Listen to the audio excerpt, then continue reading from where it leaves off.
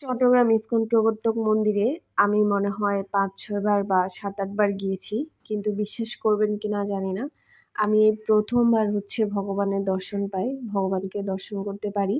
তার কারণ হচ্ছে এতদিন কোনো না কোনো কারণে, কোনো না কোনোভাবে আমি নিচ থেকে চলে আসছি, উপরে ওঠা হয় নাই বা হচ্ছে প্রসাদ খেয়ে চলে আসি বা হচ্ছে ভগবানের দরজা বন্ধ ছিল, পূজা শেষ হয়ে গিয়েছিল। কোনো না কোনোভাবে, কোনো না কোনো কারণে হচ্ছে ভগবানের দেখা আমি পাচ্ছিলাম না। কিন্তু এইবার ভগবানের আমার প্রতি কৃপা হয়েছে। এতদিন হয়তো কৃপা হয়নি দেখেই ভগবান আমাকে দেখা দেননি। কিন্তু এবার কৃপা হয়েছে বলে তার দুয়ারে আমি গিয়েছি বা আমি তাকে দেখেছি। যাই হোক, এটা হচ্ছে সম্পূর্ণ হচ্ছে ভগবানের ইচ্ছা যে আপনি চাইলেই কিন্তু ভগবানকে দেখতে পারবেন না। এটা একদম বাস্তব কথা। এটা মানেন আর না মানেন। তো আজকে আমি গিয়েছিলাম চট্টগ্রাম। যাওয়ার পরে হচ্ছে ওখানে তাও অ্যাজ ইউজুয়াল আমি প্রসাদ নিতে যাই। তারপরে ভগবানকে দর্শন করার চেষ্টা করি, কিন্তু হয় না। কিন্তু সৌভাগ্যবশত আমি সেটা পেরেছি।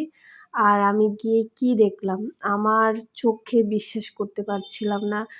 এত সুন্দর মনে হচ্ছিল স্বয়ং ভগবান আমার সামনে দাঁড়িয়ে আছেন। আপনারা কে কি মনে করবেন জানি না, কিন্তু আমি যখন ওখানে গিয়েছি মানে ভগবানকে দেখেছি তখন অঝরে আমার চোখে দিয়ে জল পড়তেছিল। মনে হচ্ছিল যে আমি কতটা পুণ্য লাভ করলে ভগবানের সামনে এভাবে দাঁড়িয়ে আছি।